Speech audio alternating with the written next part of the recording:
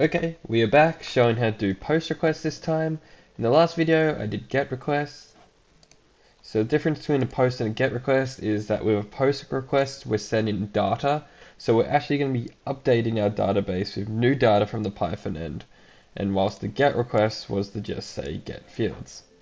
So the first thing we're going to do is use the default Google Scripts function. This one is do post, and again we're just going to get E. This time we're going to check for a few more parameters because we want the user to make sure that they input in a whole name. Well, this should be in double ends. These double ends just mean end. E.parameter.code and E.parameter.email. If you're wondering what all these fields are for, these fields are just all the fields up here. Okay, so now that we're done this, we are going to get our spreadsheet. So let's just go to spreadsheet.app, get active spreadsheet, get sheet by name, and our sheet is called names. Nice and easy. And then we're just going to get the last row. We need to get the last row because we're going to be adding fields to this new row here. Okay. Now, we're going to create an array. So, like always in Excel, if we're going to be entering into cells, we need to make sure we use the two-dimensional array. It's just how Excel sheets works. One's for rows, one's for columns. And then we want to input our data. So we're just going to put all our important data into this array.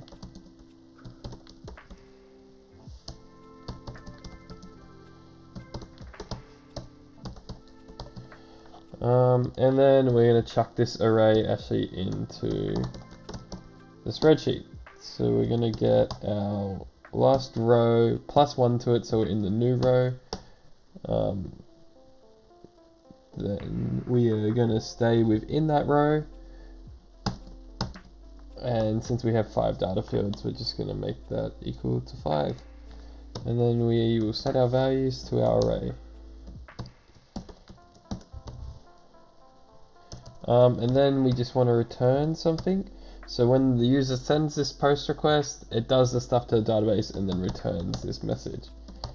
So we're going to call our content service again, and we are going to make a new JSON response. So let's stringify this, and let's just do success true. And then we want to have a message in case success doesn't happen. And let's just call it success false. Okay, so this is the basis of our function. It seems that we have an error somewhere.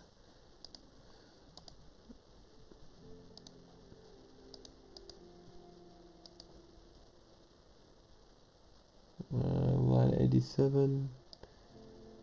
Cannot see it. I think maybe we just had an extra bracket. Yep, that's what it was.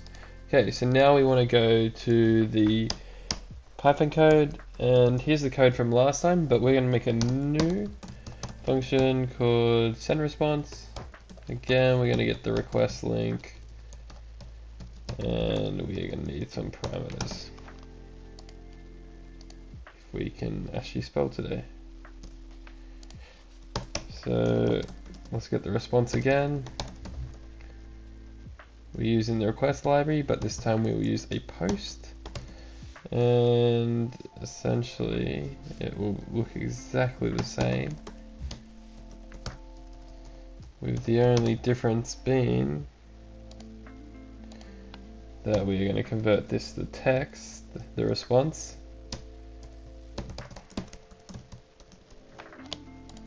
And that's just because we don't want the data in JSON. We're just sending that simple success. So let's try it out. Let's make a send response. Let's just call it ID 10. First name can be my name. Last name can be my name too. And my phone number, I'm not going to put my actual phone number obviously. The email, and that can just be my email. Okay, so now we have the full send response.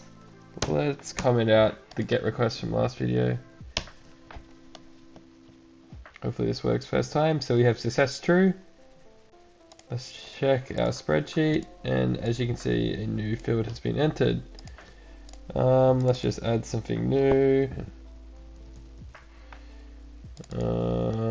So we just added a new field, and let's use one of our old get requests, the one with the filter, and we'll search for it, and it should come up.